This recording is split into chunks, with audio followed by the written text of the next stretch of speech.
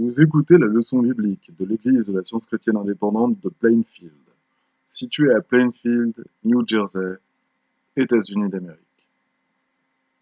Leçon du dimanche 11 août 2019. Sujet: Esprit. Texte d'or: Job. Dans l'homme, c'est l'esprit, le souffle du Tout-Puissant qui donne l'intelligence. Lecture alternée. Corinthiens.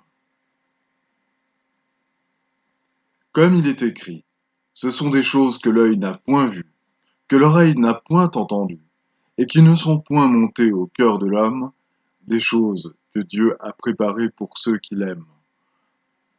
Dieu nous les a révélées par l'Esprit, car l'Esprit sonde tout, même les profondeurs de Dieu.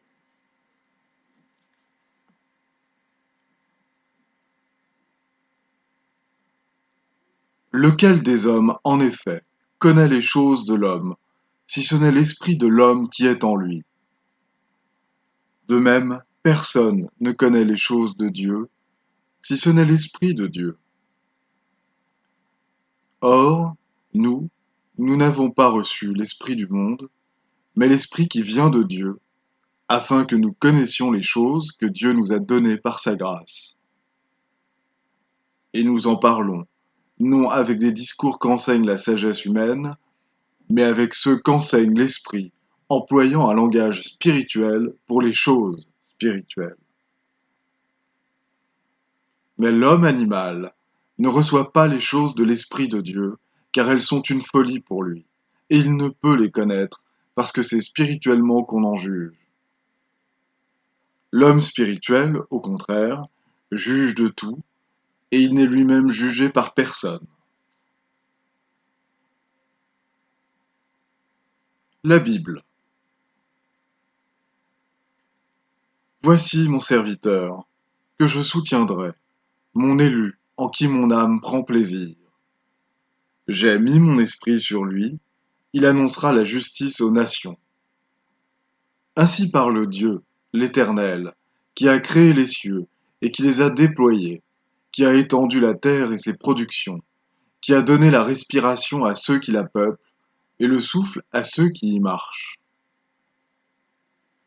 Moi, l'Éternel, je t'ai appelé pour le salut, et je te prendrai par la main, je te garderai, et je t'établirai pour traiter alliance avec le peuple, pour être la lumière des nations. Pour ouvrir les yeux des aveugles, pour faire sortir de prison le captif et de leur cachot ceux qui habitent dans les ténèbres.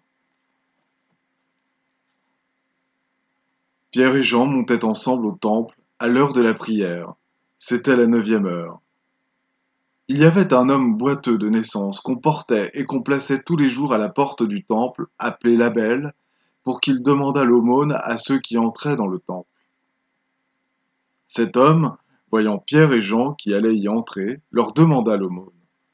Pierre, de même que Jean, fixa les yeux sur lui et dit : « Regarde-nous. » Et il les regardait attentivement, s'attendant à recevoir d'eux quelque chose. Alors Pierre lui dit : « Je n'ai ni argent, ni or, mais ce que j'ai, je te le donne au nom de Jésus-Christ de Nazareth. Lève-toi et marche. » Et le prenant par la main droite, il le fit lever. Au même instant, ses pieds et ses chevilles devinrent fermes. D'un saut, il fut debout, et il se mit à marcher. Il entra avec eux dans le temple, marchant, sautant et louant Dieu. Le lendemain, les chefs du peuple, les anciens et les scribes s'assemblèrent à Jérusalem. Ils firent placer au milieu d'eux Pierre et Jean, et leur demandèrent : « Par quel pouvoir, ou au nom de qui avez-vous fait cela ? » Alors Pierre, rempli du Saint-Esprit, leur dit : « Chefs du peuple et anciens d'Israël, puisque nous sommes interrogés aujourd'hui sur un bienfait accordé à un homme malade, afin que nous disions comment il a été guéri, sachez-le tous, et que tout le peuple d'Israël le sache. c'est par le nom de Jésus-Christ de Nazareth que vous avez été crucifié et que Dieu a ressuscité des morts, c'est par lui que cet homme se présente en pleine santé devant vous. Jésus est la pierre rejetée par vous, qui bâtissez, et qui est devenue la principale de l'angle. Il n'y a de salut en aucun autre, car il n'y a sous le soleil aucun autre nom qui ait été donné parmi les hommes par lequel nous devions être sauvés. Lorsqu'ils virent l'assurance de Pierre et de Jean, ils furent étonnés, sachant que c'étaient des hommes du peuple sans instruction. Et ils les reconnurent pour avoir été avec Jésus. Mais comme ils voyaient là, près de l'homme qui avait été guéri, ils n'avaient rien à répliquer. Et les ayant appelés, ils leur défendirent absolument de parler et d'enseigner au nom de Jésus.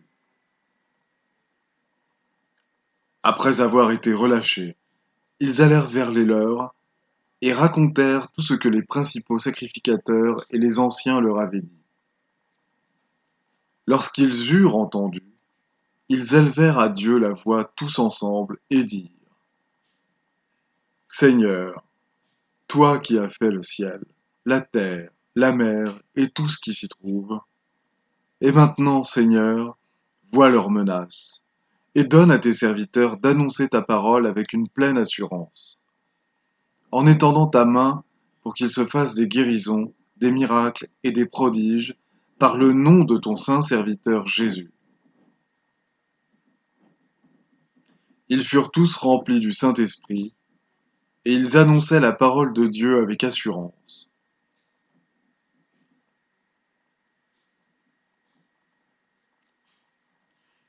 Il n'y a donc maintenant aucune condamnation pour ceux qui sont en Jésus-Christ. En effet, la loi de l'Esprit de vie, en Jésus-Christ, m'a affranchi de la loi du péché et de la mort. Et l'affection de la chair, c'est la mort, tandis que l'affection de l'Esprit, c'est la vie et la paix. Car l'affection de la chair est inimitié contre Dieu, parce qu'elle ne se soumet pas à la loi de Dieu, et qu'elle ne le peut même pas. Or, ceux qui vivent selon la chair ne sauraient plaire à Dieu. Pour vous, vous ne vivez pas selon la chair, mais selon l'Esprit, si du moins l'Esprit de Dieu habite en vous. Car Dieu qui a dit « La lumière brillera du sein des ténèbres » a fait briller la lumière dans nos cœurs pour faire resplendir la connaissance de la gloire de Dieu sur la face de Christ. C'est pour la liberté que Christ nous a affranchis. Demeurez donc fermes et ne vous laissez pas mettre de nouveau sous le joug de la servitude. Frères, vous avez été appelés à la liberté. Je dis donc, marchez selon l'Esprit, et vous n'accomplirez pas les désirs de la chair. Mais le fruit de l'Esprit, c'est l'amour, la joie, la paix, la patience, la bonté, la bénignité, la fidélité, la douceur, la tempérance. La loi n'est pas contre ces choses.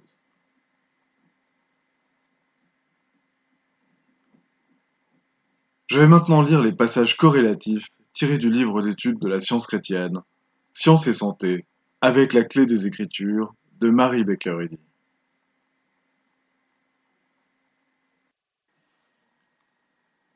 Esprit, substance divine, Dieu. Seul ce qui est parfait, éternel, omniprésent, omnipotent, infini. En science chrétienne, l'esprit, en tant que nom propre, est le nom de l'être suprême. Il signifie quantité et qualité et s'applique exclusivement à Dieu. L'esprit est la vie, la substance et la continuité de toute chose. L'apôtre Jacques dit : « Montre-moi ta foi sans les œuvres, et moi je te montrerai ma foi par mes œuvres. » La compréhension que la vie est Dieu, esprit, prolonge nos jours en fortifiant notre confiance dans l'impérissable réalité de la vie, dans sa toute-puissance et son immortalité. Le Christ était l'Esprit auquel Jésus faisait allusion dans ses déclarations. Je suis le chemin, la vérité et la vie. Moi et le Père, nous sommes un. Ce Christ, ou la divinité de l'homme Jésus, était sa nature divine, la sainteté qui l'animait. La vérité, la vie et l'amour divin donnaient à Jésus l'empire sur le péché, la maladie et la mort.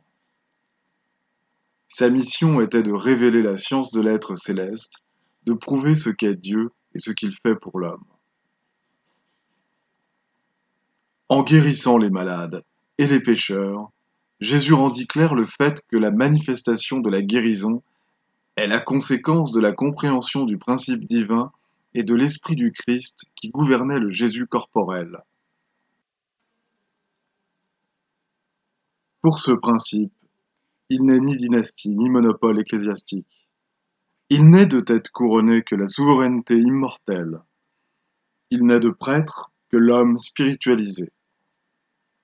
La Bible déclare que tous les croyants sont faits rois et prêtres pour Dieu. L'Écriture nous apprend que tout est possible à Dieu, que tout bien est possible à l'Esprit. Mais nos théories prévalentes nient cela en fait et ne rendent la guérison possible que par l'entremise de la matière. À notre époque, le christianisme démontre de nouveau le pouvoir du principe divin, comme il le fit il y a plus de 1900 ans, par la guérison des malades et le triomphe sur la mort. Jésus n'enseigna jamais que les médicaments, la nourriture, l'air et l'exercice peuvent donner la santé à l'homme, ni détruire la vie humaine, et il n'illustra pas non plus ses erreurs par sa pratique. Il attribuait l'harmonie de l'homme à l'entendement, non à la matière, et ne cherchait jamais à annuler la sentence de Dieu, sentence qui marquait le péché, la maladie et la mort du sceau de la condamnation divine.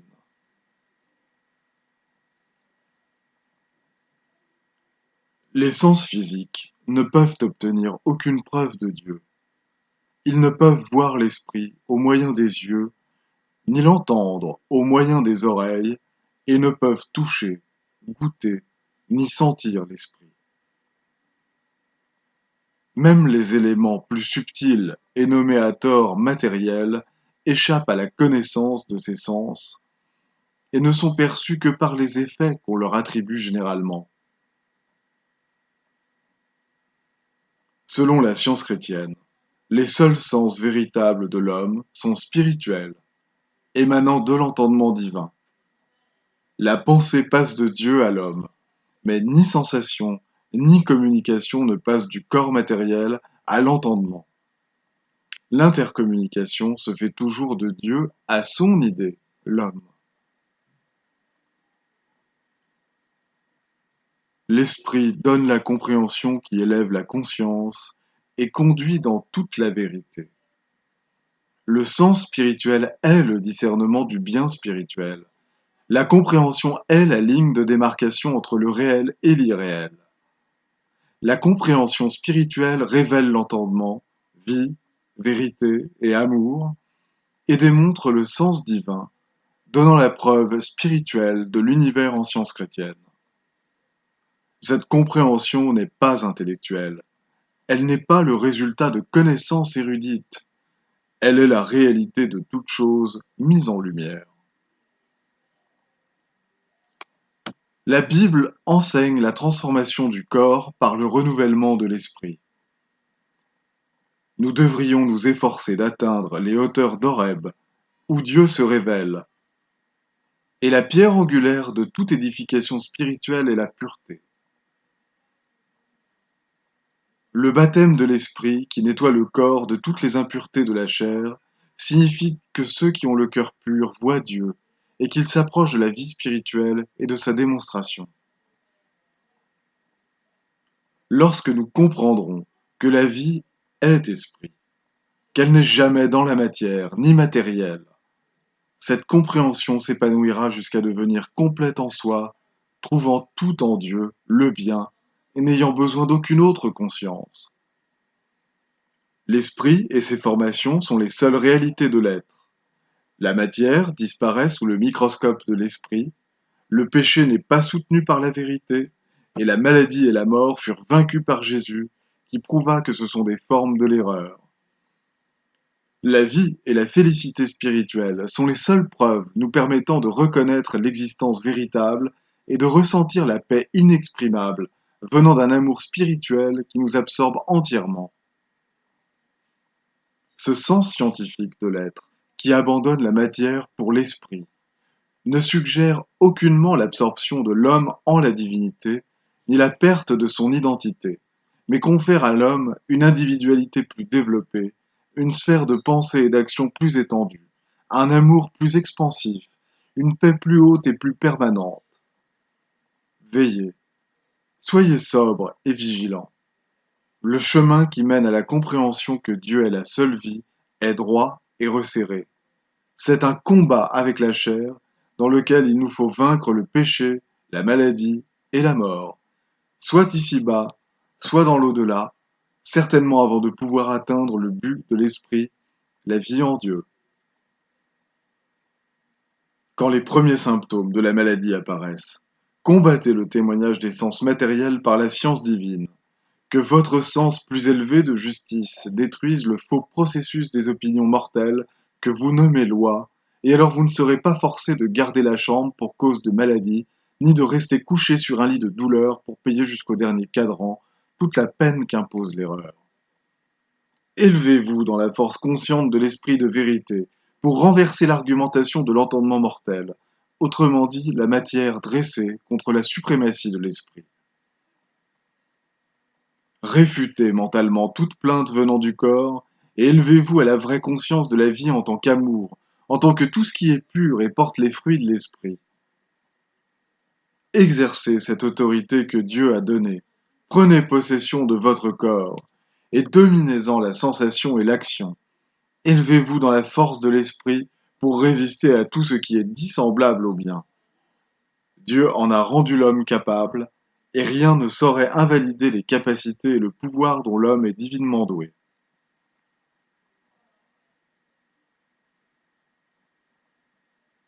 Je vais maintenant lire les devoirs quotidiens de Mary Baker Eddy. Prière quotidienne. Il sera du devoir de tout membre de cette Église de prier chaque jour. Que ton règne vienne, que le règne de la vérité, de la vie et de l'amour divin soit établi en moi et élimine de moi tout péché. Et puisse ta parole enrichir les affections de toute l'humanité et la gouverner. Règles pour les mobiles et les actes. Ni l'animosité, ni un attachement purement personnel ne doivent déterminer les mobiles ou les actes des membres de l'Église mère. Dans la science, l'amour divin seul gouverne l'homme, et un scientiste chrétien reflète les douces aménités de l'amour en réprouvant le péché et en manifestant un véritable esprit de fraternité, de charité et de pardon. Les membres de cette Église doivent journellement veiller et prier pour être délivrés de tout mal, pour ne pas prophétiser, juger, condamner, conseiller, influencer ou être influencé d'une manière erronée. Vigilance face au devoir. Il sera du devoir de chaque membre de cette Église de se défendre journellement contre la suggestion mentale agressive et de ne pas se laisser entraîner à oublier ou à négliger son devoir envers Dieu, envers son leader et envers l'humanité. Par ses œuvres, il sera jugé et justifié ou condamné.